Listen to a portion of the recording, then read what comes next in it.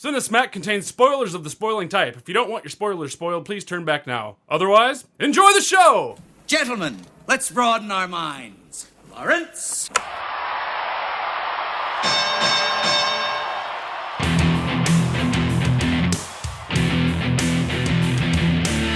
Ladies and gentlemen!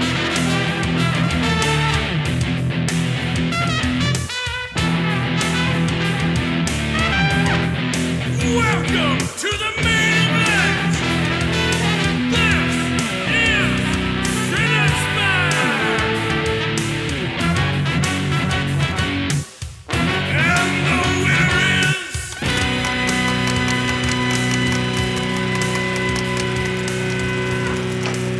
Hello, Cinesmacketeers, and welcome to bout number 93 and the start of our 9th year of Cinesmack, the podcast about films by filmmakers.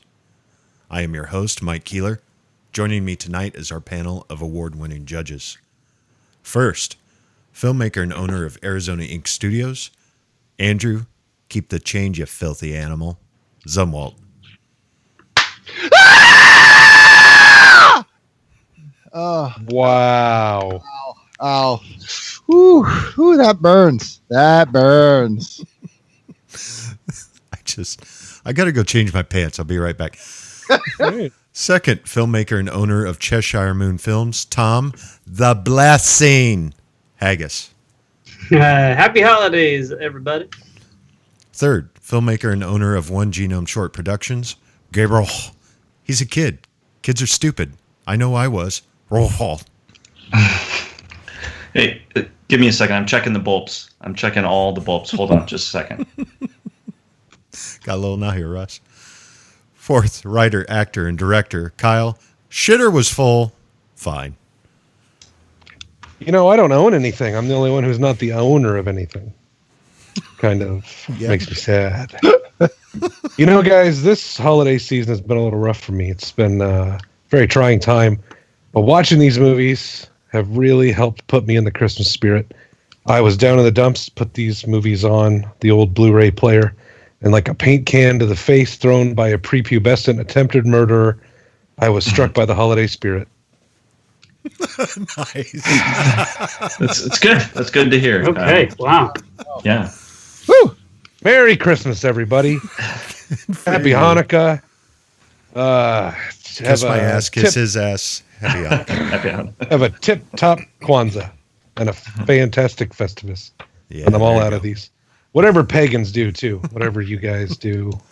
The I don't winter solstice. Winter solstice. There you Yeah, enjoy that shit. All right, so we were discussing before the show started. We're bringing Christmas Vacation back. It kind of got a raw deal going up against A Christmas Story and A Wonderful Life in our second Christmas episode. So, yeah, it's going to go up against, well, you'll find out. I'm going to poke the monkey. Ladies and gentlemen, ho ho ho and Merry Smackmas! Welcome to the main event! Tonight, two Christmas classics will tug at your heartstrings and fracture your funny bones. In the first quarter, from 1989, written by John Hughes and directed by Jeremiah Chechik, starring Chevy Chase, Beverly D'Angelo, and Randy Quaid. National Lampoon's Christmas Vacation. In the second quarter, from 1990, written by John Hughes and directed by Christopher Columbus, starring Macaulay Culkin, Joe Pesci, and Daniel Stern. Home Alone! I've always felt that we should have put Home Alone up against Die Hard. 'Cause they're very similar. in my opinion. Well, there is a scene in both where a man with no shoes walks on glass. That's true. Yeah. Holy yeah. So there you go. Yeah. Yeah. Broken glass. Oh yeah, and they Both both have very- Annie Lennox songs in them. Yeah. All right. Wow. Let's start with our first round, which is writing. All right, so I know John Hughes is going to win this one. I'm a huge John Hughes fan, and he, I was wondering actually watching Christmas Vacation how much of the stuff was John Hughes stuff and how much of the stuff was like Chevy Chase ad lib stuff, because I know that he's want to do that. And I mean, I don't know what your guys' opinion are on how much of it is ad lib stuff. I'm going to guess that most of Christmas Vacation is in the script, because there's some really great stuff in there, and it just kind of it's got that John Hughes scent to it, that the really snappy dialogue and the really landing the really great jokes. In terms of the story structure, Christmas Vacation obviously comes across as kind of like a montage of a series of funny things that happen over the holidays. And Home Alone has a better story. But I feel like, I don't know, I feel like Christmas Vacation is going to endure more than Home Alone will. I think people will still be watching Christmas Vacation 50 years from now, as opposed not as much with Home Alone. I watch Home Alone, and I'm trying to figure out what exactly happened when it came out, because I remember seeing it in the theater as a kid, and it was like mania. Like, it was the movie you had to see, and like everybody's seen this movie 17 times. And I look at it now, and I'm just trying to figure out why were people so enthralled with Home Alone? And I don't know, maybe we'll get to the bottom of it tonight, but watching it again now, I was kind of stumped, because the movie is really just littered with assholes. There are so many assholes in this movie. The McAllister family in general, they're just all different shades of asshole, It's funny you're bringing this up, because I was discussing with someone else last week about this. They're horrible to each other. Like, They're terrible to Kevin, and I mean, at the Yes. beginning of the movie, Yes. they are outright cruel to him. I mean, I'm not saying he's not a bit of a dick back, but it's like they're really, really, really mean to him. yeah, and my kids would never act like that to each other, and I don't know. I just looking at it, and it's just everyone is so cruel and mean, and it's Christmas, and it's and I know things are a little bit crazy and are getting out of hand, but I just couldn't understand why everybody was so mean to everybody. And I understand, for the purposes of the story, it's to flip it at the end to show that Kevin can redeem himself and everything else. But what the hell did everyone else do, like, to redeem themselves? I mean, they went to Paris and came back, and suddenly, oh, you guys aren't assholes anymore because you forgot the kid? That was an asshole move, So that was that. I don't know. I'll be honest with you. I'm not 100% sure how many more times I'll watch Home Alone. The break-in scene stuff is really funny, but Kevin works fast too, by the way. I'm looking at some of the stuff he set up, and it would have taken me like 3 weeks to put all that shit together. And I would have tarred the steps and then realized I'm at the bottom of them. Yeah. He had 1 hour. But then you there could were just go in the door. tolls. You'd be fine. Oh, Tolls yeah. on the bell. They did have at a the walkout. church. They did have a walkout, but it wouldn't occur to me. I'd just be looking at the stairs trying to figure out how I'm going to get up, not realizing there's a door right behind me. But on the other hand, like, I don't know. In Christmas Vacation, the jokes in it are really, really good. I had the pleasure of watching it last night with my son, who's 12, and he had never seen it before. And so I got to watch someone watching Christmas Vacation for the first time, which doesn't happen very often. And it was a blast. We had a really great time, and I don't know. I'm talking too much. I'm so sorry. I'll just say my favorite line is you couldn't hear a dump truck driving through a nitroglycerin plant. And I hope to God that's a John Hughes line, because I love that line so much. And there's so many good ones in there, but someone else talk for a bio. So I'm one of the younger people in this group. I'm not saying I'm young, but I was the target audience for Home Alone. I was 7 at the time it came out, so it would have been right in my wheelhouse. Macaulay Culkin was playing a character my age, and I remember the hysteria and the mania of it. And I was talking to my mom today. I watched it over at my mom's place, and I was telling her that when I was in the theater watching Home Alone, I'd never been in a place where people were laughing so hard. I vividly remember laughing so hard I thought I was going to pee myself. Like, I remember being in the car with my grandma on the way home going and still laughing about the movie. Now, when I rewatch it 28 years later or something like that, it's not nearly as funny. But for a kid, to watch a kid do those things was amazing. Absolutely. I remember being just floored by it. And looking around me, I can remember all of my friends felt the same way. Everybody loved Home Alone. So that's just my 2 cents on that, because I was right in the wheelhouse for that, the mania of that. As far as both these movies being written, they both feel very John Hughes-ish. I don't know what it is about some of his movies, but they have a quality that makes them feel different than other movies. Chicago. Yeah, right. It's almost like we said in Chicago. Yeah, but that's kind of... Yeah, there's a quality to it that makes me think of John Hughes. And they're both fairly simple stories. I think Home Alone has much more of a story. There's more of a progression. National Lampoon's Christmas Vacation is a lot of wacky shit that happens to a family over the course of a few days. The major tension in that movie is will he not get a bonus to pay for the pool he put in.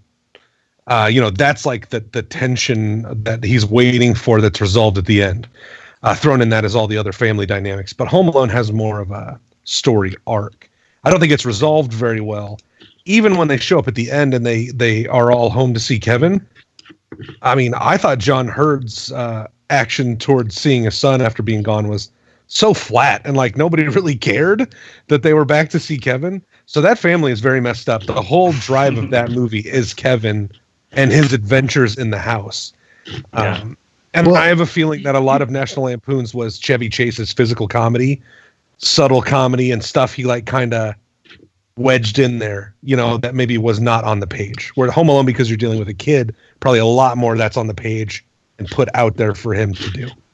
Well, his dad, the very first, I guess the only thing he really said to Kevin when he came home was after Kevin said, well, I did the shopping, I bought milk and the laundry detergent. His dad says, funny guy. Yeah. I was like, it's so flat. What the hell? John, you mentioned... It's you like his mentioned mom Tom. that cared. Oh, sorry. No, go ahead. Tom, you mentioned like what was the redeeming moment at the end? Buzz says to Kevin, "It's pretty cool you didn't burn down the place." Yeah, like that's his congratulations, you're not dead. That's the bar. And then he goes. That's the bar they're setting. Yeah, and then he goes upstairs and yells about his room, and then we cut to credits. Like, but that's really it. It's wrapped up in 30 seconds. The whole drama of the movie. Yeah. Yeah. Well, I felt like Home Alone was a little bit disjointed at times. There were these strange transitions to it. Because there's one point where he has this touching moment with the old man that everybody's scared of. I don't remember the character's name, but he's the old man who everybody thinks murdered his people with the shovel or whatever. And he has this touching moment with him, and then he goes home, and then all of a sudden it shifts from that to I need to defend this home into this like slapstick, kind of violent type of thing. So I felt like some of it was kind of disjointed. It didn't flow smoothly all the way through, although it definitely had an arc, and a little bit of a predictable one, but it definitely had an arc. But it was just like kind of like, okay, well, we're going for touching here, and then all of a sudden it's like, burning people's hair off right after that. And I felt like it was a little bit disjointed that way. And Christmas Vacation obviously was just kind of a bunch of comedy vignettes kind of pasted together, but they were enjoyable ones. And so it's kind of like, well, I don't care if there's any really super strong storyline here, because I'm enjoying watching these misadventures of Clark and his family and that kind of thing. I'm enjoying seeing the kind of wacky characters and that kind of thing. And I found for me, not having any children, I found Christmas Vacation a little bit more relatable, because I can relate to those situations. I can't relate to having kids and forgetting one and that kind of thing. So I just for me personally, I found Christmas Vacation a little bit more relatable in that sense. Yeah, I would definitely agree that Christmas Vacation felt more, I guess, realistic in that sense of the relation, in the fact that you're just watching fun things happen to a quirky family that seem, I don't know, I guess Gabe said it the best when he said he just kind of watched it and it was, enjoyable, and you kind of just slid into the moment.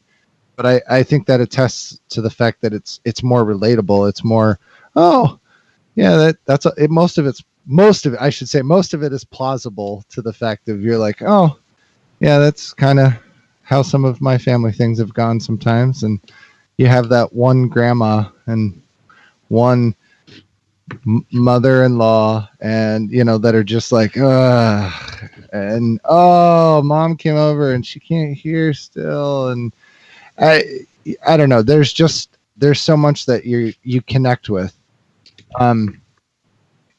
As to the age thing, I mean, I remember watching Home Alone the first time and thinking it was humorous. I enjoyed it. But watching it today, yeah, I agree. They're all mean. They're all really mean. There's a darkness to the movie. Uncle Frank. Yeah. God. Yeah. Well, after Kevin spills the milk at the very beginning, he goes, "Look what you did, you little jerk!" And I was like, "Oh my God!"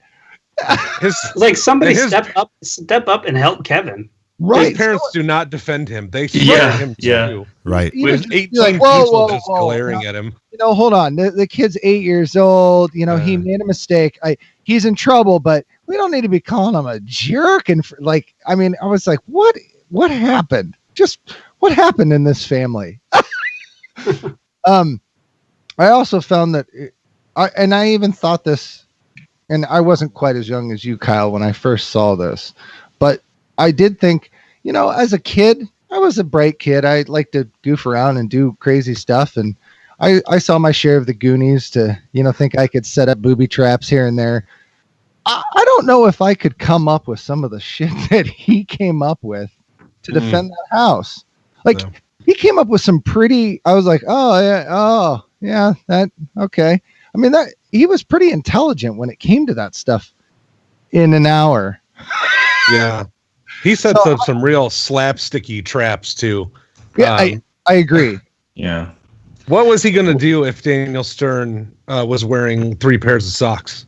He would have been protected against that nail. Or he got a lot of mileage out of the frozen stairs. I think they both fell about half a dozen times. Yes, they did. So that helped. There's some elaborate traps. Yeah, I mean, he did pretty good. Well, and at the very end when he uses his makeshift zip line, holy crap. I remember thinking, I'm not sure I would trust myself to be able to even go out there. Yeah. So they said in the movie they were going to come back to the house at 9:00. When he leaves the church, the bell tolls 8 times. So he runs home and sets all of those up in maybe 40 minutes, assuming he had to run all the way home, gather his supplies, and then sets everything up in 40 minutes. And assuming that they're very punctual as well. Yes, assuming they come right at 9. Yeah, punctual burglars. Yeah. Really cold out for them to actually hose down the stairs and have it freeze in that amount of time. Well, yeah, we can't dive too far into the reality of it. I know. It falls apart. Speaking of the reality, just real quick, the reality of the National Lampoon's movie, now that I'm thinking about it, it has moments in it that are almost Naked Gun level, Real Genius level, like farcical moments. Yes. Yeah. And does that come from just being part of the National Lampoon's family? Because some of it's so grounded in reality. And then some of it is a man being shot like a firework on a, on a sled. It's so strange. Those things are so bizarre when they happen in the movie. Well, I pissed my pants, forget who I am for a half an hour. You forgive them because it's funny, but they're playing a weird game with reality in this movie. Yeah, I would definitely say the writing was more gold towards that whole, I guess maybe not intelligent, but humorous comedy based on some of the situations and even just the dialogue.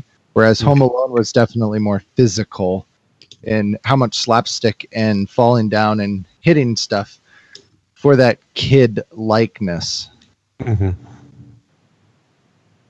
Yeah, I can forgive the slapstick. I love the slapstick. Like I watched Home Alone, and it was fantastic. And of course, Christmas Vacation, I have memorized, so I don't need to go too much into that. Yeah, and there's a fair amount of physical humor in that too. They're falling off the roof and lighting on fire and blowing up and all those kinds of things. And of course the sled thing. And Julie Louis-Dreyfus, next door neighbors, them falling all over their bedroom because the lights are so bright. And then going off again. Yeah. Yeah, they basically destroy their bedroom. Why is the carpet all wet, Todd? I don't know, Margot. It's funny because I've seen Christmas Vacation dozens of times, and I was worried going into it that I would have the same kind of reaction I had for Terminator 2, where it's just kind of like, yeah, I've pretty much got this movie memorized. There's really nothing else to glean from watching it again. But I really loved watching Christmas Vacation again. Like I don't know. I know all of the looks and lines and beats and everything in it, but I can't get enough of watching it because it's so funny. Whereas, I don't know, Home Alone didn't quite do it for me as well. Yeah. All right, are you guys ready to put this to a vote? Yes, sir. All right, let's do it. Let's start with Tom. Christmas Vacation. All right, Kyle. Home Alone. Oh. All right, Gabe. I'm going to go with Christmas Vacation because I found it more relatable from the family sense. Andrew. Christmas Vacation. Okie dokie. All right. So Christmas Vacation was based on John Hughes' short story Christmas 59, the second vacation story to be published in National Lampoon's magazine. The first was Vacation 58. Someone just passed out, which was the basis. Fell down the stairs. Which was the basis for National Lampoon's Vacation. The Christmas story was printed in December 1980. The label of the home movie reel that Clark found in the attic was labeled Xmas 55, a further illusion. You okay, Tom? Yeah, I'm fine. Why? Because you're making a lot of noise. Yes. What are you talking about? My mic is muted. No, it's not. Apparently not. Can you hear me now? Yeah, we can hear you printing whatever you're printing. I muted my microphone. My microphone's not plugged in or something. In the original script of Home Alone, the film was supposed to end after Kevin said, "Just hung around."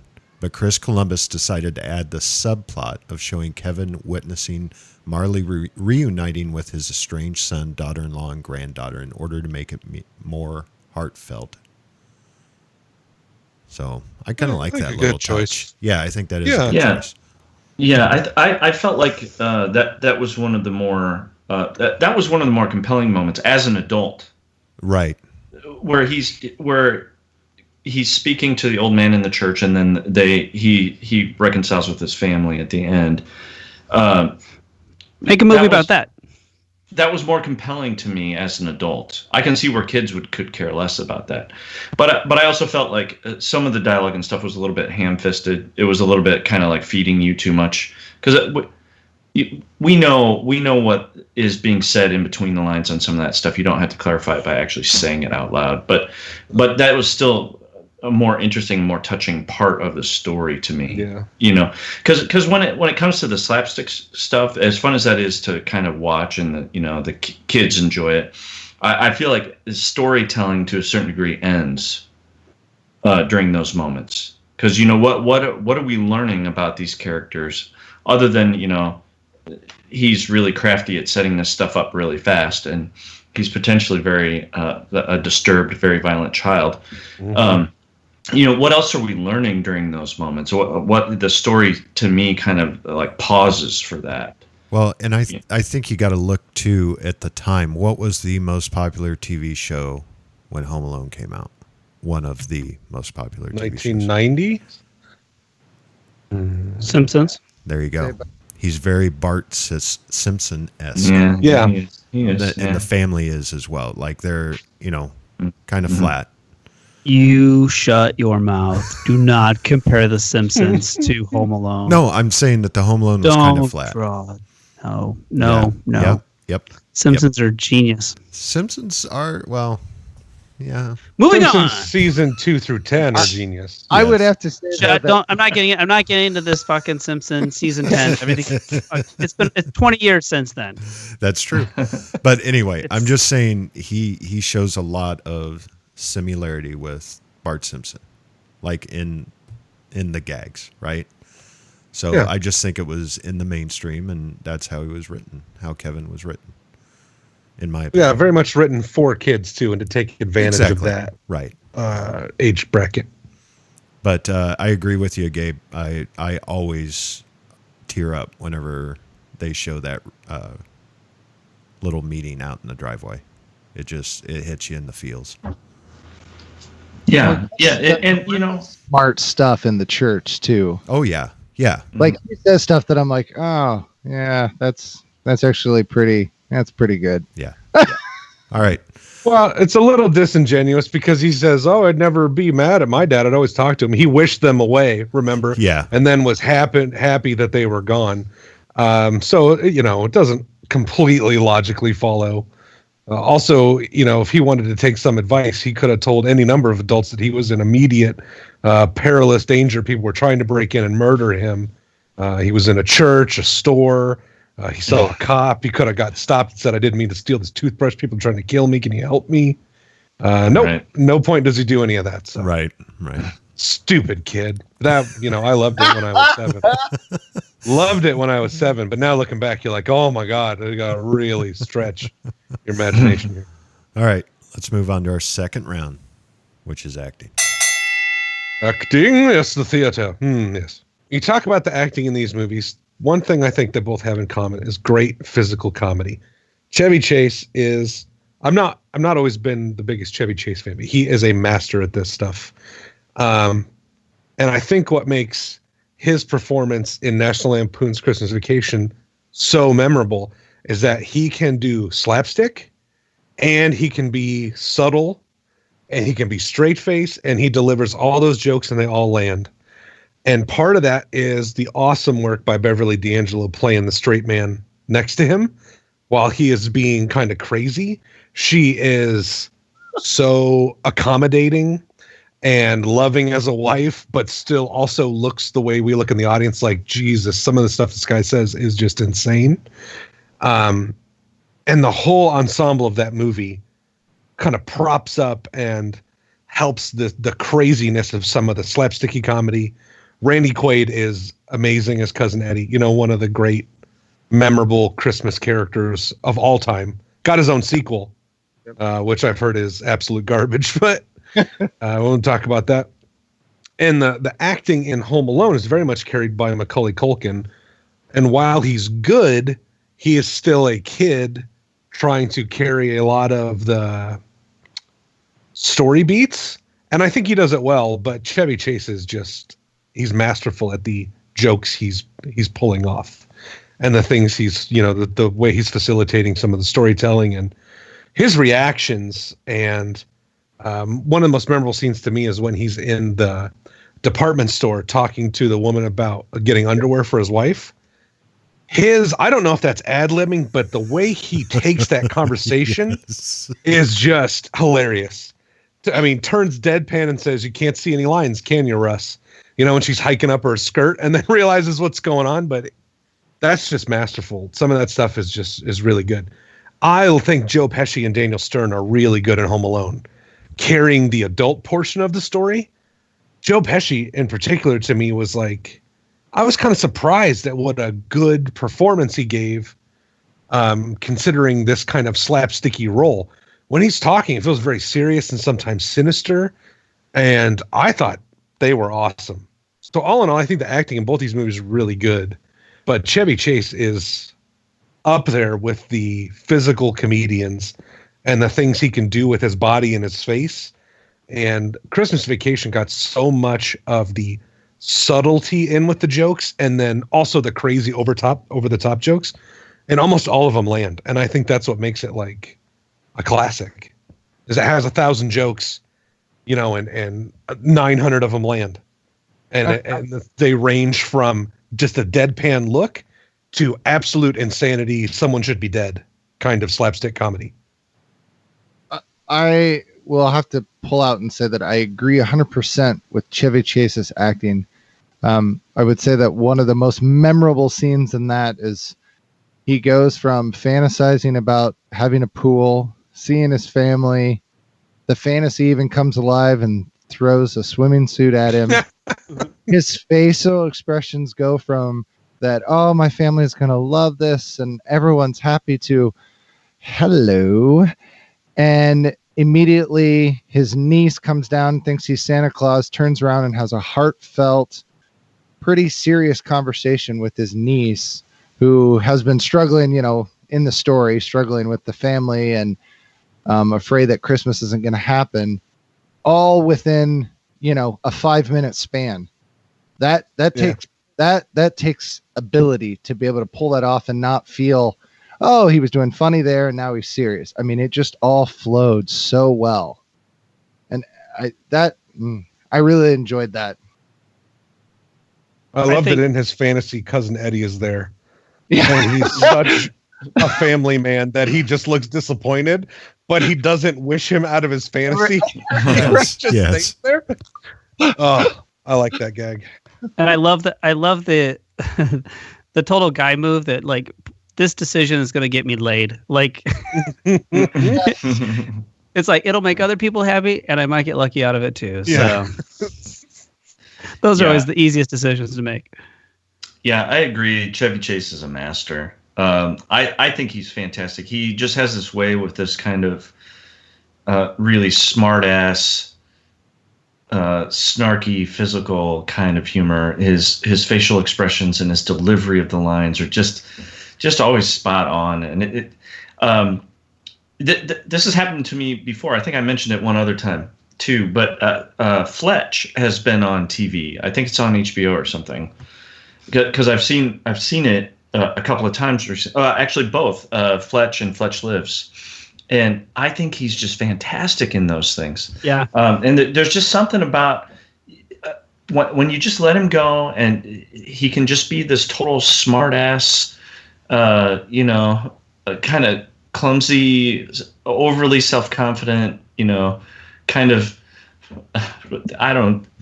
I just think he's fantastic, and he pulls that off and holds together, Christmas Vacation. That it all centers around him.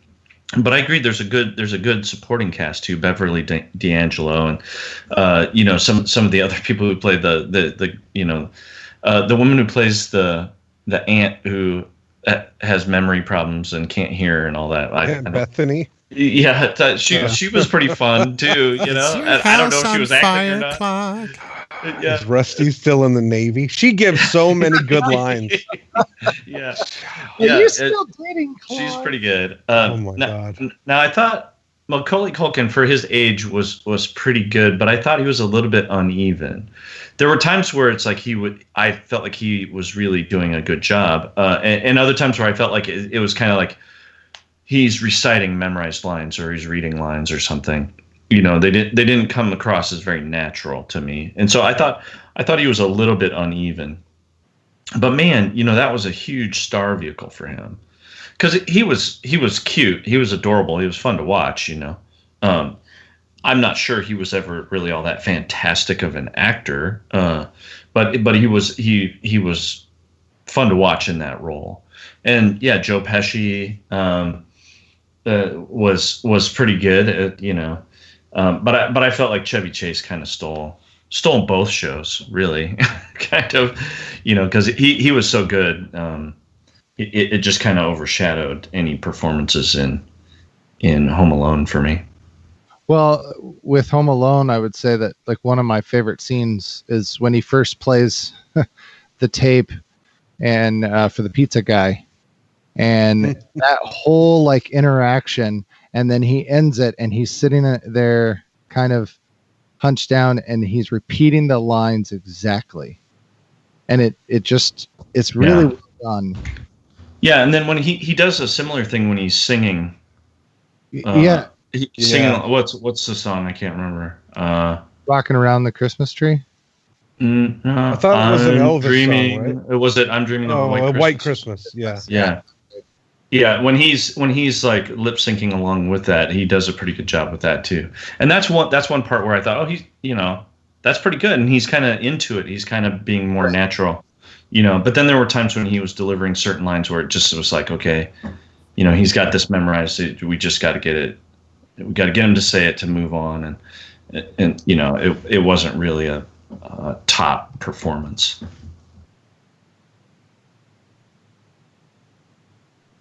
You killed the podcast, Gabe. I do that. I don't check the know. bowl. Thank you. Gabe. Good night. Yeah, I just cover everything so thoroughly. Yeah, that's what it is. That it doesn't leave anything to be said. Yeah, then nothing else to say. I'm sure that's what it is, right? That's it. Yeah, that's it. Yeah. Okay. Yeah. Thank you for letting me live my little fantasy. Like a sexy white blanket, you just cover all of us. And we're ready to move on. Yep. All right. You guys want to add anything more to acting? Nope. All right. Let's put it to a vote. Kyle. Yeah. Christmas Vacation for me. All right. Gabe. Yeah, Chevy Chase and Christmas Vacation. Andrew. Yeah, Christmas Vacation, definitely. All right. Tom. Christmas Vacation also. Wow. All right.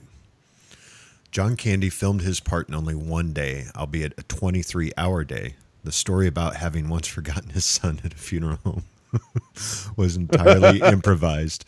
His part partly inspired by the character he played in Planes, Trains, and Automobiles, also written by John Hughes. Despite acting as the husband and wife duo of Aunt Bethany and Uncle Lewis, Mae Questel was 19 years older than her co-star William Hickey. She was 81 years old, and he was 62 at the time of filming. This is also her final film. Her film career began in 1930 as the voice of Betty Boop. Wow. Oh, wow. Yeah, that's cool. Wow. William Hickey, an old looking 62. The blessing. Like that's my Blessing. I remember we talked about that last time, that William Hickey was only 62 when they did this, and that was like bummed everybody out. Yeah. Hey, It's a hard 60. It's a hard 62. Yeah, he's had a hard life. Grizz, if you go into the living room, grab my stogies. Stogies. Oh man, I They want love you those to two. say Grace. The Grace died blessing. 30 years ago. I was keeping track of how many Christmas Vacation lines we were going to drop in this podcast, and Oh my God. it's gone. I'm stopping.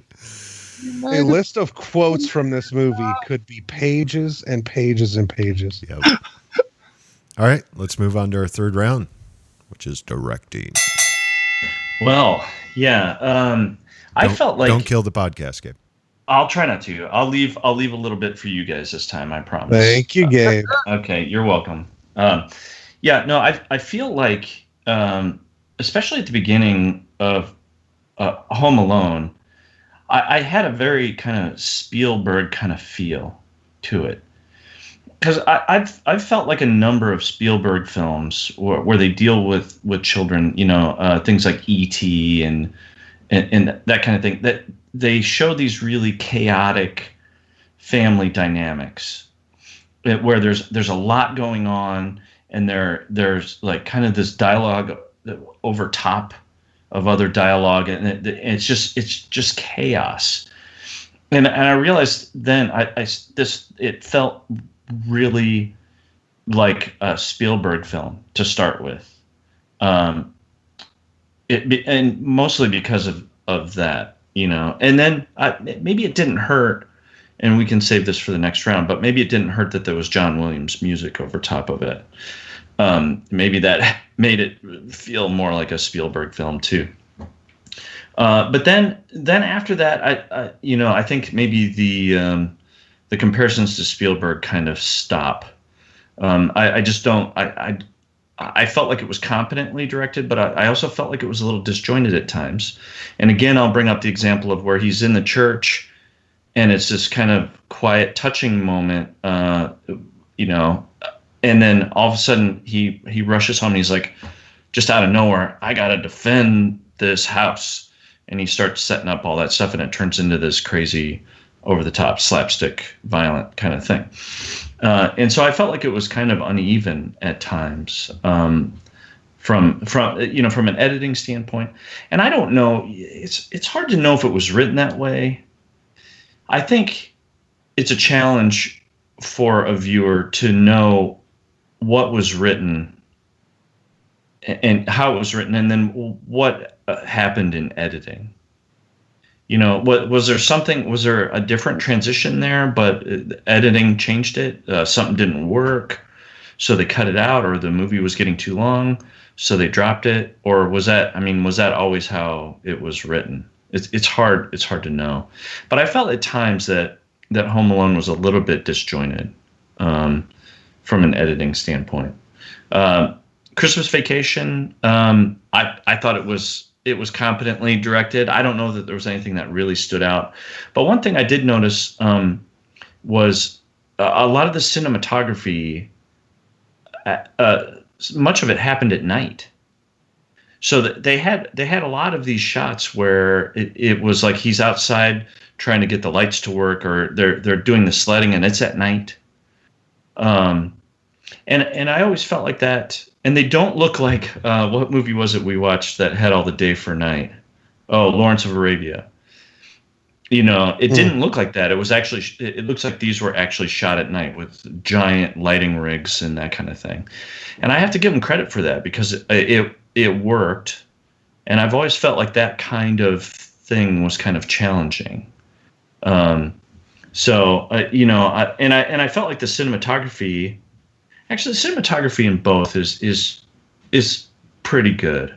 Although, if I think about it, I kind of liked Christmas Vacation a little better. So I would give that one a little more credit for the cinematography, in part because of all those nice shots. But I don't know. Do you guys feel like either of these was really like particularly strong in the directing standpoint? I tend to think Home Alone was strong in the directing point, knowing that you have to lead a kid through this, which is probably more challenging. True. And on the Christmas Vacation, to me, in a lot of the scenes where it's just Chevy Chase, it's more about getting the camera in the right place and letting him make the choices. Right. Yeah. And then there's one scene to me in particular that was so funny, and I thought about it later. When he's sitting up in the attic watching home movies and he's dressed in that ridiculous garb, she comes home and opens the door, and you don't realize he's sitting on the door. I wasn't thinking about it. And then he just disappears from frame. Like he falls straight through the hole. That's a great gag. And I was thinking about it later. There's 10 ways you can shoot that where it's not nearly as funny. Yeah. But Right. they made the right choice to shoot from up there. They didn't show what happens below frame. They didn't cut to like her startled reaction or whatever. He just disappears. And then they move on. That's Right. the funniest way to do that, in my opinion. Right. And so when I think about the directing of that movie, it's about making the right choices on where to put the camera, where to capture what's about to happen, and maybe they don't always know what's going to happen with Chevy Chase. but they made the right choices to put the cameras in the right places. They stopped the gags when they should have stopped them. They didn't hang too long. They used the right compositions to get the most out of every joke. In Home Alone, I think it's a lot to lead a kid through that movie. The movie looks very pretty too. That Chicago neighborhood looks gorgeous. That house, I wonder how much that house cost. Oh my God, that is an enormous, beautiful house. And they never mention what any of these people do for money, but they seem very scatterbrained to have this much money. So unless they inherited it or they're part of some McAllister fortune, I don't know what it is they do, but that's a gorgeous house and it's well shot. A lot of the slapsticky stuff, really well shot, but unlike Christmas Vacation, where it's Chevy Chase doing a lot of the work, it's pretty obvious stuntmen for the most part, and things like that. And some of it's a little goofy, but you gotta remember it's aimed at kids. So I think they're both done very well. They're both different challenges in their own way. I want to know where they actually live in Home Alone directly, because they live in a nuclear power community. Oh no, I'm sorry. National Christmas Vacation. Oh yes. Yeah. They live in a nuclear community. I'm like, Was that a big thing back then? Like introducing nuclear power at that time? I just think it was a joke. Yeah. It was pretty funny. That was funny. Was sort where of he plugs first it in real and jokes. Yeah. Yeah. Where I thought this is like a Naked Gun movie. That's like a Naked Gun joke. Yes. Yeah. I really appreciated that when it was actually whether that happened on paper or when they actually shot it or just in the moment, they kept very similar themes in National Lampoons. There, Chevy Chase has his fantasy with some girl that's extremely hot, which he does in all of the National Lampoons that he's involved. The kids are similar actors, but not always the same, but they have similar qualities and personalities. Uncle Eddie's kids, they change actors like I think every other scene, it seems like, but they have very similar styles and the way that they are portrayed. And I think that takes a lot to, as a director, when you're dealing with different actors and you're dealing with different situations, to be able to say that this is the character that you're playing, and for them to be able to pull that off, to be like, oh yeah, that's he's playing the same character, and they do a good job of keeping that consistency throughout, with Rusty and all of them. I thought that was I appreciate that, because that's hard to do, especially with sequels and stuff a lot of times.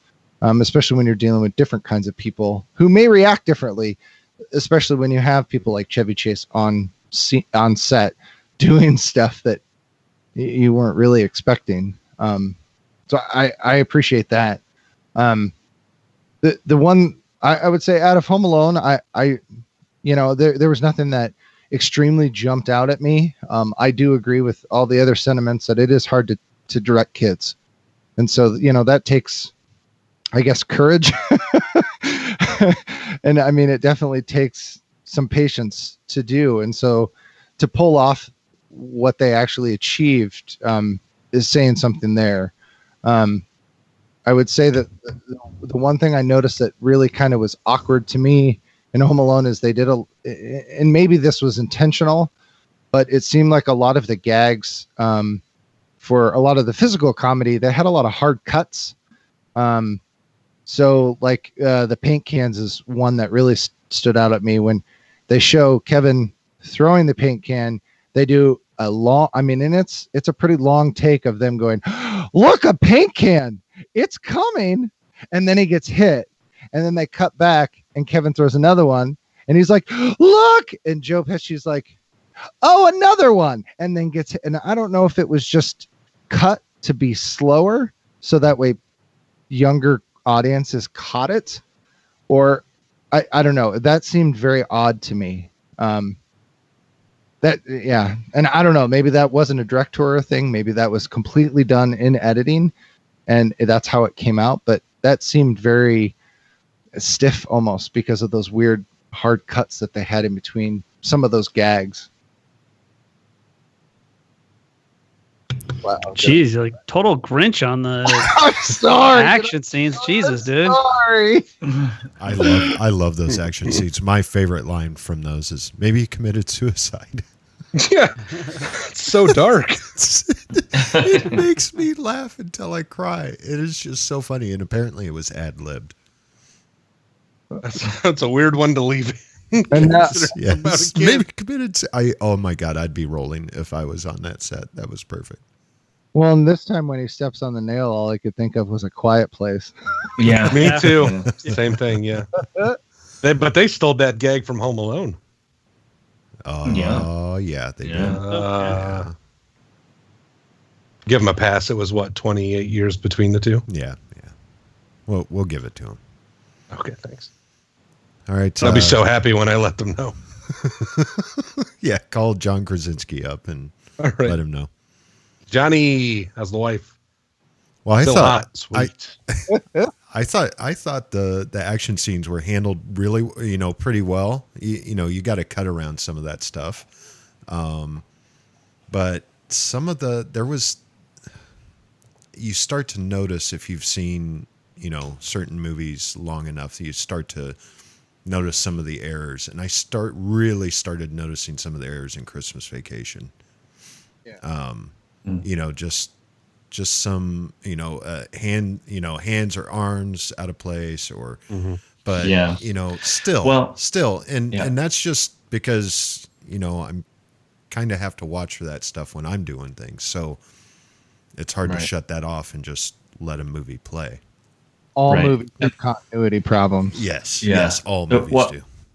One scene in particular that kind of caught my attention was the sled scene. And the change of screen direction. Yes. Because in one shot he's going left to right, and then a couple shots later he's going right to left, and it doesn't. You can still follow it, but it's kind of one of those things where you don't usually change screen direction on something like that unless you have some sort of shot that establishes that change. And it kind of went back and forth with him going each direction. And I'm like, oh, yeah, I probably wouldn't have done it that way personally. I don't think it ruined the scene by any means, and most people wouldn't notice. But I was like, oh, yeah, I probably wouldn't have done it that way. Exactly. Well, and part of that, it felt like, and maybe I'm wrong, but there were shots where like you could tell they actually shot the outdoor scenes, and they probably added I hope they added some of the visual effects in there. And then ones where he's actually on the sled looks like he's sitting in a green room, and they were doing projections behind him. And the projection stuff is not quite right. And maybe they meant to make it a little goofy that way, but it's very obvious. Yeah, the ones where you can actually see Chevy Chase's face. Yes. Are the ones that are shot, green screen or whatever. And then obviously, and I thought it was kind of funny. It kind of jumped out to me. I wouldn't normally have thought it, but just before he leaves, he flips up his hood and covers his face, and you can't see him. And I'm like, oh, they did that that's very convenient, because now they can have a stuntman. Yep. Easily on this sled without us ever questioning whether or not that's really Chevy Chase. Or just a dummy riding on a rocket sled, right? Yeah. Exactly. And that hood stays up too. That's a durable hood. That is hood. He didn't even tie it. He just flipped it up and it stayed up there. It was that actually never had occurred to me that's why he put the hood up, but thank you for ruining that part for me. I just assumed it was Chevy Chase. Yeah, but crashing into. It's kind of his face looking out from that hood in some of those close-up scenes is pretty funny. Yes. Yeah. With that fur blowing back and that kind of stuff. It's still funny. It still works, but I'm sure that it was pretty convenient that it covered his face, I thought. All right. You guys done talking about directing? I just want to go through both directors' work. Jeremiah S. Chechnik. Is that how you say it? I think so. Perfect. Chechnik. Perfect. Chechnik. Yep, that's it. His first actual credit on here is Van Halen, When It's Love. He did the music video for it. Then he did Hall & Oates, Downtown Life. Then Christmas Vacation. Then Arrive Alive, Benny and June. I know Benny and June. You know, the only reason Benny and June's famous is I Would Walk 500 Miles is on that soundtrack. Tall Tale, the Disney movie. Diabolique, Van Halen Video Hits Volume 1. Oh, it's just... then the Avengers, not the good Avengers, the bad. The Ray Fiennes, Uma Thurman show. And then all of a sudden it just hit TV like crazy. Yeah. He has a ton of TV shows and movies that he's done, which, let's see, Leverage, The Good Guys, Gossip Girl, Being Human. And I mean, there's kind of a lull too. From 98 to 2004, he didn't have any work. And then all of a sudden, 2004, he kind of starts back in on stuff. Warehouse 13, Being Human, Burn Notice, Against the Wall, Chuck, and Criminal Minds, Rogue, The Gifted. Yeah, but I mean, that 6-year gap was right after the Avengers. I probably would have Yes. gone into hiding too. I mean, it was Yeah, it was pretty awful. I mean, what is it? 3.7. Oh man, that movie was Ooh. bad. But we should Was do it that the one. movie. Yeah. Do that. The- Do The that Avengers versus League of Extraordinary Gentlemen. Oh, there we go. All right, I'm gonna that put it on the would be list. awful. Putting it on the list. Oh my god. Then you Go go. to- I might have to retire before we hit that one. Then you go to Chris Columbus, who first started with Adventures in Babysitting, Heartbreak Hotel. Well, I thought didn't 1492 he landed here and Yes. discovered America. Yeah. Yeah. I And bet you're the then, first one to make that joke. and then He's he never did heard that Adventures in before. Babysitting, Heartbreak Hotel, Home Alone, Only the Lonely, Home Alone 2, Miss Doubtfire, 9 Months, Stepmom. I love 9 Months, by the way. Bicentennial Man. Then Harry Potter's, and he kind of took a break from 99 to 2001. Harry Potter's, Rent, I Love You, Beth Cooper, Percy Jackson movies, Applebaum Pixels. And then there is 3 attached or rumored movies, Secret Lives of Road Crews, Melody, which I think we need to sue over, and Five Nights at Freddy's. Oh god. Yeah, so Seriously. game. he hasn't done anything since Pixels, which was 2015. I don't know. Oh, I wonder jeez. why. Well, he's taking that Avengers break. Yeah. Yeah. But yeah, there you go. 21 credits as director, and Jeremy S. Chesnick has 38, most of them TV. So A lot of those TV are similar. His later yes, ones. yes, yeah, they are. So all right, let's put it to a vote. Gabe. I'm gonna go with Christmas Vacation again. All right, Andrew. I'm gonna go with Christmas Vacation again. Tom. Deja vu. I'm gonna go with Home Alone. I just probably the last time I ever voted for Chris Columbus on the show. So All right, Kyle. I'm voting for Home Alone. All right. Okay, so I only have one piece of trivia because it spans both films. According to an article on the making of Home Alone in Chicago Magazine in 1990, Chris Columbus stated that he was the original director of Christmas Vacation, although he filmed some second unit establishing shots, which he claims are still in the finished film. He left after 2 meetings with Chevy Chase and told writer and producer John Hughes, "There's no way I can do this movie. I know I need to work, but I can't do it with this guy." He was sent the script to Home Alone in its place. Really? Oh. So he couldn't work with Chevy Chase? Huh? Yep. And, you know, I've always wondered what he's like I've heard, in real life. not that I've heard personally, but I mean, if you read there's a lot of talk out there about how hard it is to work with him. Wonder Could be why. like working with Jim Carrey, I think. Yeah, probably pretty intense, but I imagine Jim Carrey's more eccentric, where I've just heard Chevy Chase is more of just an asshole, like pure, undoubtedly an asshole. That's too bad because I like his characters. Right. I mean, they kind of come across a little bit as kind of assholes, but I like his characters, and I want to like him as an actor and as a person. But I feel like I've heard similar things too. Didn't somebody from SNL, Pete Davidson or somebody, come out and say something nasty about having Chevy Chase back at the show or something? I can't remember. Just recently? I can't remember. I don't know that because I don't follow much SNL stuff. But I will say this: Joe McHale, those guys had problems with him on Community. Mm-hmm. And who else? Oh, Bill Murray and him could not get along. Like they worked on Caddyshack together, and just Bill Murray hated him. Now, what's your take? This is kind of a tangent, but what's your take on Bill Murray as a person? I mean, he's kind of become almost like a meta character of himself. Oh yeah.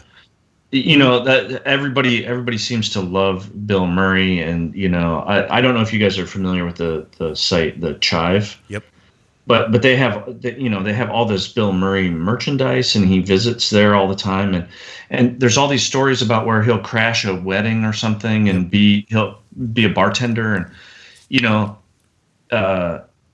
so you get the impression that he's a really fun, personable, friendly kind of guy. But I don't know. What have you guys heard about him? There are other stories out there that he's not the easiest person to get along with.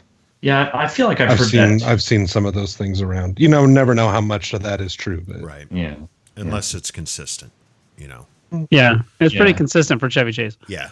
Yep. Yeah. Yeah, it's too bad, really. Let's move on to our fourth and final round, which is overall. Probably not be as long as the others because we've talked about these movies. I would definitely say that overall, both of these movies are somewhat of Christmas classics. Different age ranges and sometimes the same age range, and I think that speaks mountains for this type of a movie, for both of them. And so we don't have to we could rehash and talk about lines and talk about scenes 1,000 times because they're all so memorable, I would say, in both movies, that it makes it really easy to do that. I do want to say that in Home Alone, there was a lot of, and this portrays definitely to the slapstick physical comedy. There was a lot of convenience in Home Alone. Like for instance, the first time when the burglar comes back to the house and he wiggles the door by the kitchen, and it turns out the firecrackers are now in the drawer right by the door. And all we know is that he said he was going to save them for later. And the tarantula was very convenient. There was a lot, and I know that was a lot of that was set up for the slapstick. So it's not necessarily a negative. It's just things that I noticed as we were going through it. I do want to, give a shout out. Macaulay Culkin did something right because he did end up dating Mila Kunis for quite a while, and I got to give him that. They dated for like 7+ years, and go him, I guess. I don't know if it was because he was cute in this movie, but awesome. But I would definitely, the one big thing I would say about Home Alone is the burglars would be dead. They would be dead. There were so many things that happened to them. Like, I get slapstick, but there was points that I'm just like, he fell on his back and hit his head on concrete. He's not getting up. I'm sorry. He's just not getting. He got hit in the face with. Now, they may not have been full paint cans, but I'm guessing there was some paint in them. You're not getting up. He got hit with an iron, which I'm not sure would leave a perfect burn mark like such. But was it plugged in? That was my question. I don't even know if it was, but yeah, was it hot? It looked like a burn mark, but I feel like it was a cold iron. Maybe it would leave a mark like that. Still, I don't know. But you're not getting up from that, and then right after, he falls down the stairs backwards and lands on. So my point is, they would be dead. That kid would be a murderer, and One thing I noticed about all the things that he set up was that most of the things were made with common household items. You know, there were the toys, the micro machines, the Christmas ornaments, paint cans, rope, a fan, feathers from a pillow, you know, glue, all these kinds of things. But then there's the one where there's basically like a blowtorch that, you know, that burns Joe Pesci's head. Yeah. And a very old school blowtorch. Yeah, where the hell did he get that? Like, that one really stood out to me. In his crazy basement. Maybe his mom makes giant pans of creme brulee. Right. She does like a swimming pool full of creme brulee. I just want to point out I have 4 of those over in my mom's garage. What? You do? Yeah. What were they originally used for? Do you know? They were just used for like heating up pipes, you know, when you're putting on your stuff, when you're putting 2 copper pipes together, you can heat up like the welding stuff. compound. It's not for welding. It's that just totally looks heating like up. Something Kevin's dad would do. Yeah. Yes. Well, that's how he Maybe. makes his money. They bought that house while they were on House Hunters, you know. My wife collects butterflies, and I pick up pop cans every 2 weeks. Our budget is $1 million. Exactly. Yep. Yeah. I always wondered about that show. But then related to the blowtorch, I wondered about that burn pattern on top of Joe Pesci's head. It was a very kind of was that supposed to be because of the way the blowtorch worked, or do you know what I mean? It was like a It's perfect possible. pattern. Yeah. It's just a gag. It's just a gag. Yeah. I mean, you're watching a real, you know, a live action Looney Tunes movie, essentially. Yeah. Which I always Speaking thought. of people who should be dead, Clark Griswold should definitely be dead. Yes. Yeah. I kept a counter of the amount of times he put himself in, or family, in absolute mortal peril. And I had to stop at like a dozen. Yeah. And I was going to say, now in National Lampoons, there are plenty of times when I think he would beat that as well. Like when he fell off the roof, I get that a lot of people could fall off. I mean, but he fell pretty far. And again, landed on his back. Yeah, he's enough of some cracked vertebrae. Yeah, that would be. But I would say when it comes to the movie itself, I think it just goes back to it felt more relatable. Like it was this is a family. This could, you know, you can relate to certain moments in your holidays that you've had, Christmas or otherwise, of where you have similar type of characters that show up. Now, with that being said, that movie very much felt like your traditional John Hughes 80s movie where everybody at the end comes together.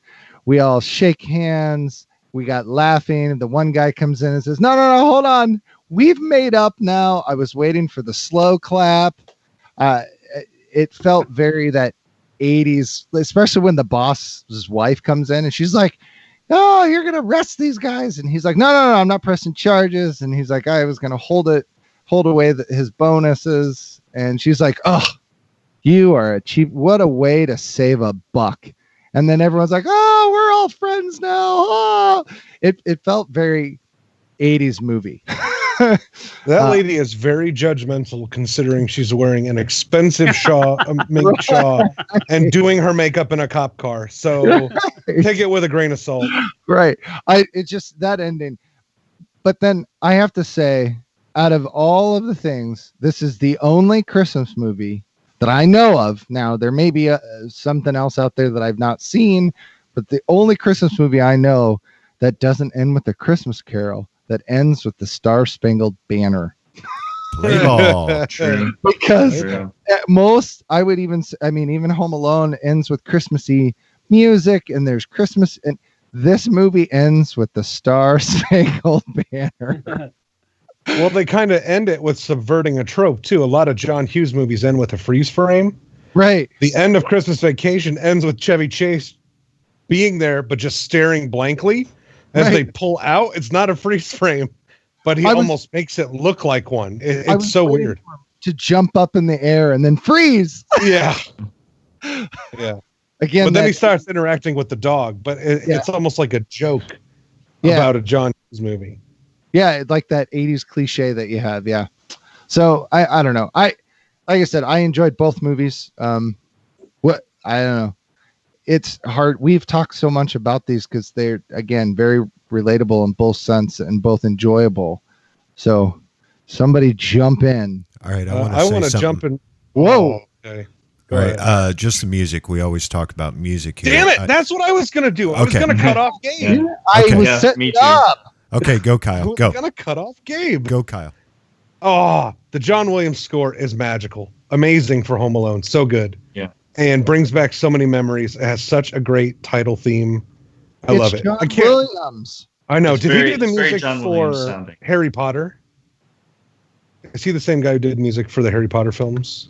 Yeah. John Williams, yeah. John Did Williams he? Okay, because it felt I- very I- reminiscent to me of a Harry Potter in Jurassic song Park almost. and Star Wars and Yeah. Oh, yeah. Well, I know some of his credits, but I didn't know if he did Harry Potter because the themes to me, I don't know, seem familiar to me.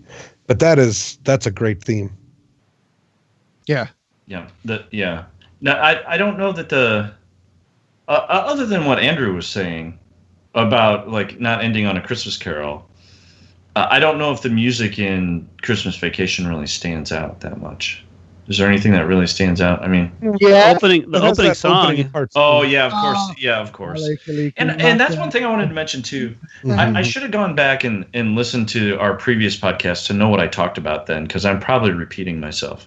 But each time that I see Christmas Vacation, I'm like, oh, I forgot there was that animation thing at the beginning Yeah, it starts with Yeah. Very the good. Santa Claus thing at the I beginning, forgot that too. which is actually a little bit. It's a little bit of a premonition of Home Alone, because it's Santa Claus going into this house and having all these weird slapstick things happen to him. You know, he's getting shot in the face with the little cannon ornament, and he falls down. He falls down the chimney. It crashes at the bottom, and then it starts on fire. Like there's all these things that it's a little bit like, oh well, it's kind of like. It's a little bit of a premonition of that because They're saying John Hughes extrapolated the opening cartoon into a whole movie and called it Home Alone. I don't know. I don't Look know. at you But making- you could make some I like that parallels theory. there. There's It's some a good parallels for epiphany. sure. Yeah, but of course, yeah, the Christmas Vacation theme, yeah, that's definitely memorable for sure. yes, it is. Mele Kalikimaka is a thing. Yeah. Why is yeah. this movie called Christmas Vacation? They don't go anywhere. Yeah. Well, I wondered that too. Well, I think they were just trying to keep the vacation theme going, and people always go on. The kids have Christmas Vacation. Well, now Sure, it's but called they never now it's called mention winter that. break or whatever. It's But so weird. The grandparents and stuff that came, it was their vacation. Yeah. And Eddie, he took a vacation, I guess, from real life. that there's an But the RV. vacation is not the main drive of the movie, but No. it's in the title. That to me was just weird. I don't know why, but today is like the first time I ever thought of that. Yeah. Yeah, Yeah, I I've- guess I hadn't really thought It's no about it either. vacation. But, yeah. There's no vacation happening here. It's the Right. vacation movies. Yeah. Has there ever been a brand that tells you less about the quality of the movie you're about to watch than National Lampoon? Because you might Yeah. get this, and 99% of the time you're going to get garbage. Yeah, I was going to say there are some good National Lampoons, and then the other ones that are just terrible. Well, Yeah, but what a weird brand. Well, Yeah. the thing is they were running with it. I remember, God, way back, Tom, it was when we were still working at Pratt. Yes. And I was running audio for some home movie or I think it was a home movie distribution meeting or something like that. And it was down at one of the hotels downtown. And I remember sitting there, and the distributor was up there. They had distributors talking to all these people that used to own rental houses around the state, and they were going through what was going to be coming to them in the next year and everything else. And one of them was they were talking about how they were going to make American Pie like a National Lampoon, right? there was going to be American Pie this, American Pie that, and they were creating the brand. So just like National Lampoon was, they were going to use American Pie because it was a hit. Mm-hmm. So someone else got up and we're talking, and this happened like shortly in that 90s, 2000s, where they were making everything, National Lampoon centric, right? So there's National Lampoon. What's the one with Deadpool? Van Wilder. And then they did, Harold and Kumar. And was that National Lampoon? No. Okay. And they did The Rise of Raj, and they did, so they were making direct to video stuff, and they were using that branding just to get you to rent that movie or to buy that movie, right? 7 American Pies. Yeah. And they had like American Pie Bandcamp and this, that, and the other. I remember that. Mile. Yeah. And I remember that. I remember sitting there running audio for this big meeting, and it stuck with me. And every time I saw one of those direct to video releases of National Lampoon or American Pie such and such, I'm like, oh, there it is. It's still coming. Mm-hmm. So to answer your question, yes, they were using that brand recognition to push cheaper product. Is Cloverfield today's modern National Lampoons, where like all these other unrelated things are falling under the Cloverfield? It's possible, thing. Yeah.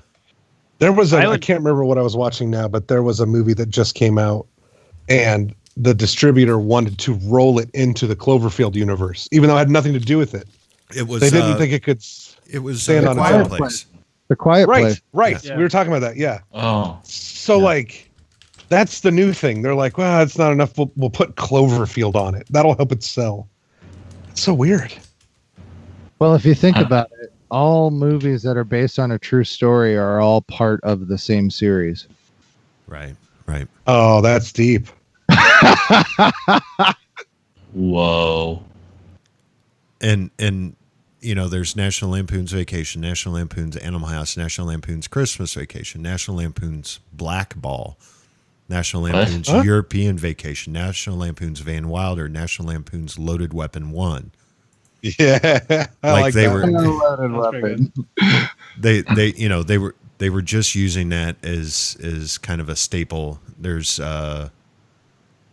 Transylvania. There's The Rise of Taj, not Raj.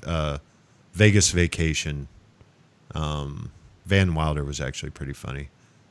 Yeah, Black Ball. I've never seen that, but Animal House. What was it? Animal House. Yeah, it was the start of it all. Animal House is, classic. I have never seen Animal House. Oh, it's so good. All right.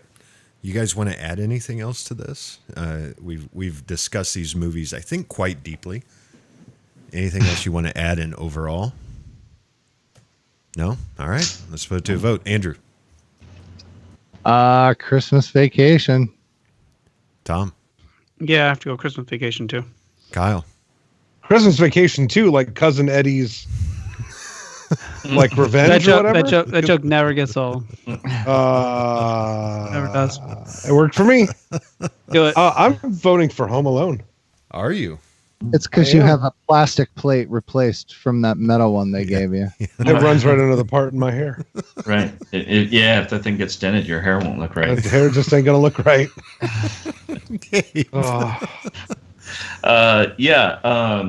I'm gonna go with Christmas Vacation. All right. Okay. Yeah, I'm still looking at lists here, and it's crazy. Do yourself a favor. Go to Wikipedia list of National Lampoon films. It's nuts. Gotta be 50, 80 movies. It's nuts. Well, it's funny because there's some of them that we know. Right. I've never seen Van Wilder, but I've heard of it. But that other one, the Black Ball? Black Ball, I've never heard of that. Yeah. I've never even heard of that. I actually laughed at Van Wilder. I thought Van Wilder was one of the better. It was funny, yeah. Simply because Ryan Reynolds is in it and he's really good. Yeah. Oh, man, he is in one of my favorite Christmas movies. I got to throw it on the list. We got to figure out how to... Just Friends? Just Friends. I love Just Friends. Oh, my God. Movie. So good. That opening is so good. All right. So Daniel Stern wore rubber feet for his barefoot scenes, similarly to Bruce Willis Really? as John McClane in Die Hard. Oh, for when he I'm was tying like it all stepping together. on the Yes, and most of the time he's barefoot throughout. Yeah. After he loses his boots. The house in which the Griswolds' neighbors, Todd and Margot, live is the same house where the Murtaugh family lived in all 4 Lethal Weapon movies. That poor house. That poor house. That's You're what right. happened You're to right, it. Tom. That poor The what? house. What game? What did you say? The horror house? Is that what you said? That poor That- house. That poor Oh. house. Wow. Oh yeah, it was also a whorehouse. Yes. I was like, what? What are you talking about? It was in Cheapest Little Whorehouse in Texas with Dolly Parton and Burt Reynolds game. That's what we're Did talking you about. just say the Awesome. cheapest? Or Now the that's little, trivia. or the littlest? Is it the littlest? Isn't it the biggest little whorehouse in biggest Texas? little whorehouse in Texas. There we go. We got to get our whorehouses straight. Oh my God, Yeah. I better do some research on our whorehouse movies. Don't Google whorehouses. You're going to be on a list. I'm going to go ahead and do this math. Let's move on to our recommendations for this month. We will start it off with Tom. I'm going to do something different. I'm going to, instead of telling you my favorite Christmas movie because I've run out, I'm going to tell you my favorite movie from 2018, which is which is this year. This is the year in which that line. this is the year in which we're in right now, 2018. And I'm going to have to tell you my favorite movie. I got it. Yes, my favorite movie from 2018.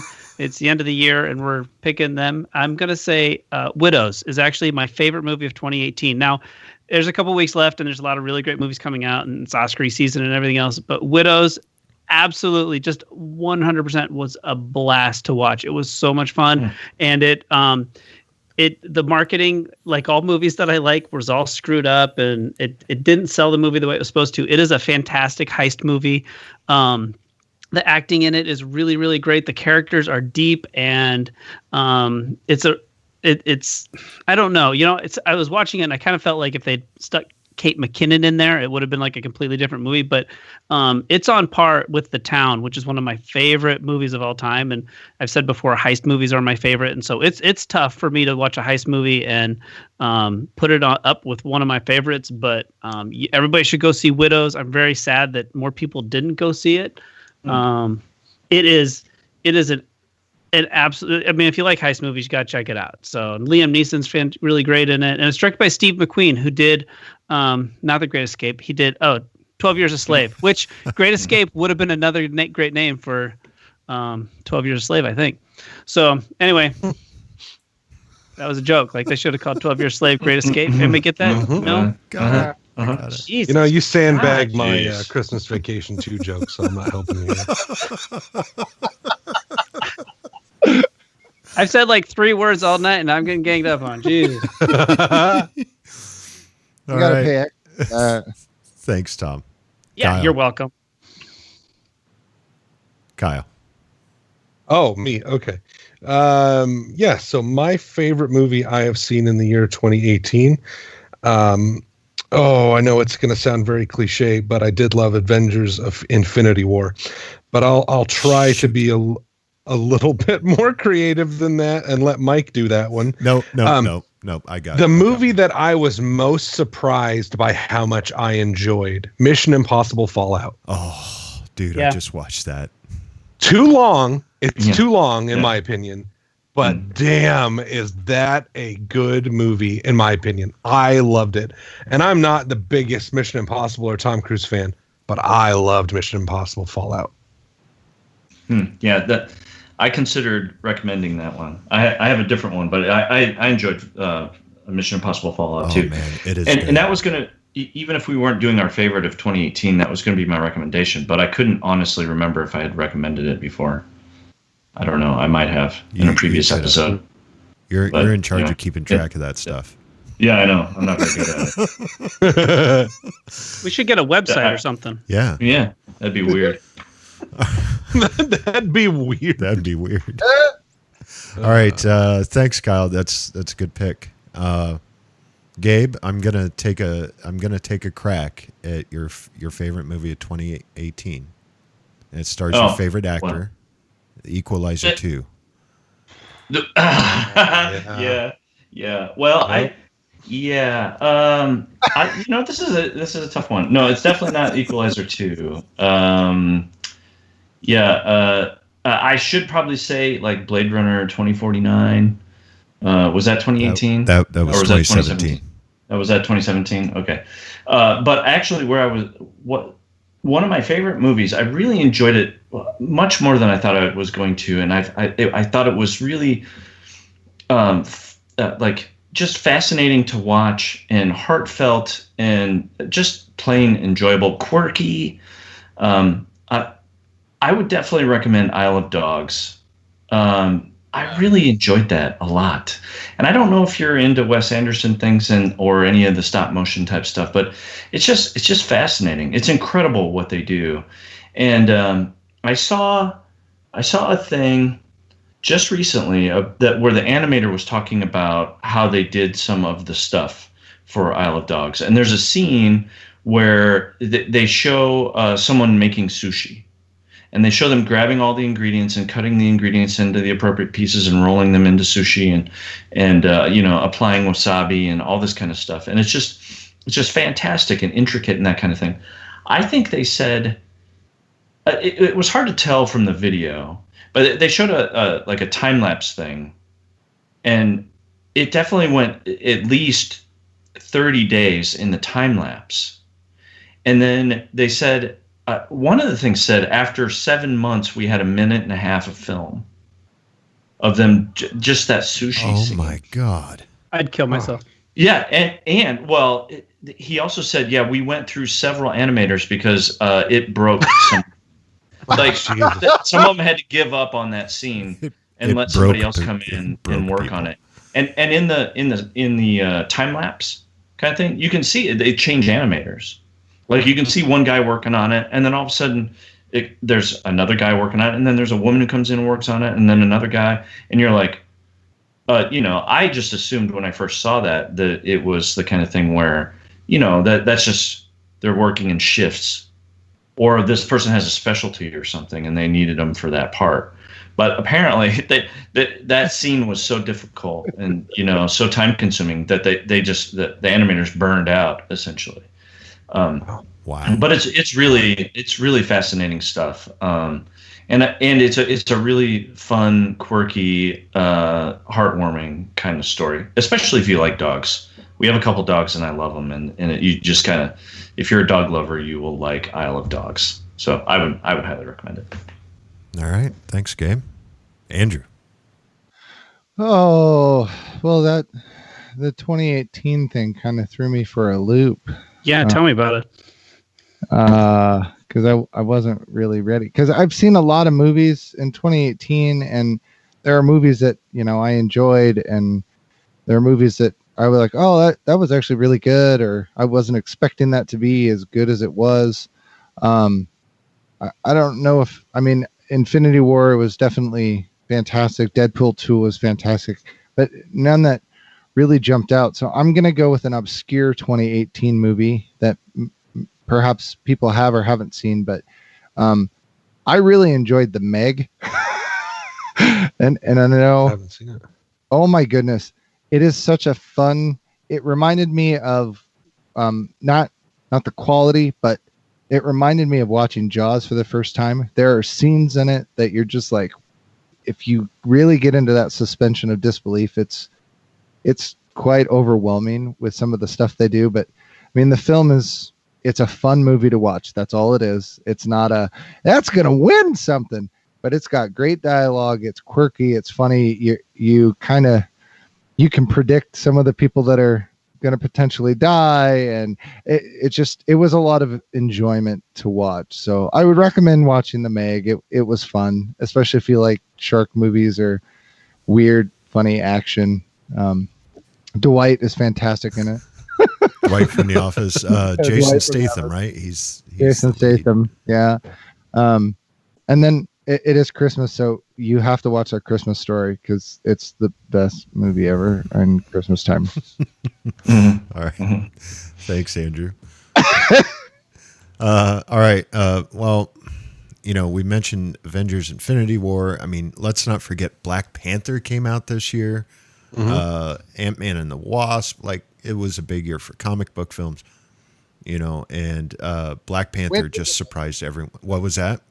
When isn't it a big year for comic book movies? Well, that's true now, right? I'm going to pick a documentary directed by Morgan Neville. And it's actually a documentary that I sat there and I had tears streaming down my face. I had so many fond memories of watching this man on TV when I was little. And it just kind of took me back to that place as a little kid sitting in front of the TV with, my Legos or G.I. Joes or whatever it was I had in front of me and watching his show. And I just, as an adult now, especially with a child, I wish that there was someone like this on TV. I wish not only someone like this on TV, I wish there was someone like this still around that had this popularity. But the movie is called Won't You Be My Neighbor? It's the story of Fred Rogers in Mr. Rogers' Neighborhood. I haven't seen it, but it's really good. It is heartwarming. It is you really see this man for who he was, which was someone who cared not only about, other people, but especially the children. He wanted to help the children out. And in a world that we live in today, it's just a stark contrast between him and our reality right now. And I just wish there was another Fred Rogers, to teach our kids. You just get this feeling that he was a good man. So if you do watch it, grab some tissues and get ready for a ride. Mike. Yes. There is another Mr. Rogers. His name's Steve Rogers, also known as Captain America. And he's teaching my kids. He's teaching my kids just fine. Yeah. And he's an all-American boy. Yep. Hey, I love Cap just like the next person, but he does need to take his shoes off when he comes in the house, though. Yeah, that's true. And he leaves his dirty shield laying around. I know. A little weird to grab tissues when you watch that movie. It's a weird one to jerk off to. Nope, wrong. You're using them wrong. God. You're using them what? Wrong. You're using them wrong, Kyle. I don't understand. I'll explain it off air. Oh, okay. Thanks. The Tom Hanks is playing Mr. Rogers now that's when you bring your tissues too. So I'm really excited to see that one. Yeah. All right. I'm interested to see it because sometimes when you see things about a movie, you kind of squint a little bit and go, "What?" And it's rated PG-13, and I'm just like, "What? What is he doing? Shouldn't it be G?" So I'm interested to see it just from the fact I'm like, what does Mr. Rogers do? I've seen shots of him in makeup and stuff, and he looks like Mr. Rogers. It's weird. Yeah. Oh no, I was talking about the documentary. Oh. No, the documentary's PG-13 for some reason. So. Yes. Oh, it is? Yeah, it is. Does he swear, Mike? I want to say he does not swear. Like, they don't show any footage of him swearing. So all right, so it's full frontal nudity. It is full frontal nudity. Can't wait to see it. And get one bush Kyle, in a PG-13. And that's why Kyle is back on board. I am in for this movie. There's that whole scene where Prince Wednesday is in front of the Senate Inquiry Committee. Yeah. Well, will you show us where Mr. Rogers stuck his hand? Right. We just took a childhood love and threw that upside down. Well, if you get a chance, watch Won't You Be My Neighbor. Now, let's move on to see who won. All right, I'm going to poke the monkey. Ladies and gentlemen, may I have your attention, please? Your winner by decision is National Lampoon's Christmas Vacation! So I'm Christmas 3 of those Vacation. 4 votes for Home Alone. That's just my childhood nostalgia, loving that movie so much. It's all right, man. It's all right. I voted for It's a it. good movie. Yeah, you did. Thanks, Tom. You're welcome. All right. And it seems that Christmas Vacation got a chance to redeem itself. it did. It did. Now Home Alone's going to need it in a couple Oh. of years. That's a Do Home Alone. That's a versus bit of Home a Alone stretch. 2. Yeah, let's calm down about that. Every movie that loses gets a second chance. Oh my Oh, god. Jesus Christ.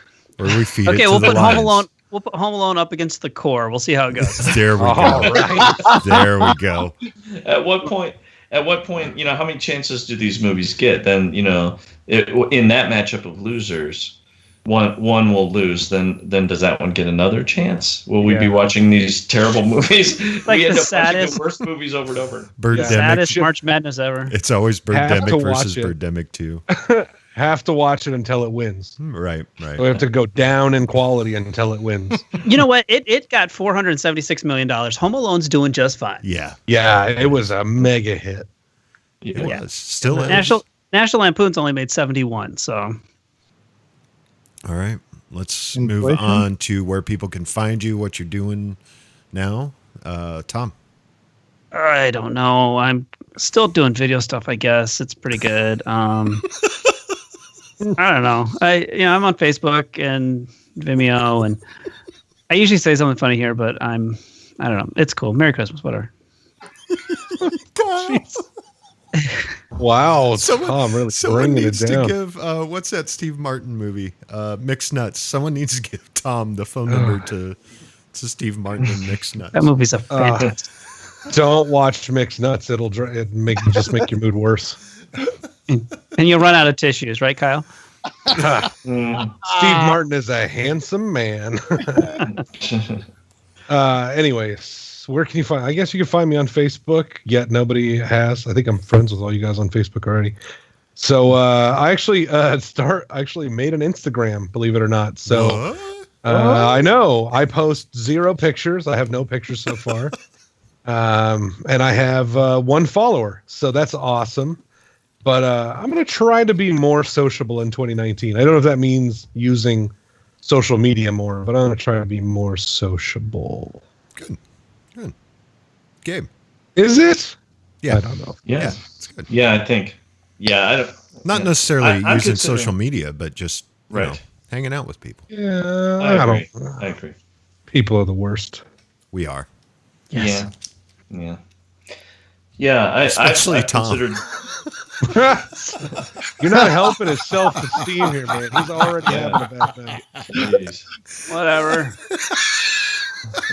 Someone order this man a copy of Christmas Vacation 2. Gabe. I'm sorry. Go, Gabe. That's all right. I'm considering dropping social media. I don't find it very useful at all anymore. I'm in the same boat. And there's all kinds of studies nowadays that show that people who spend a lot of time on social media are actually more depressed and less connected to the people around them in an ironic sense. So I'm thinking, and I never get on Facebook anymore. It's like, yeah. But if you want, you can look me up on there. I still have an account. I don't go there, but you can look.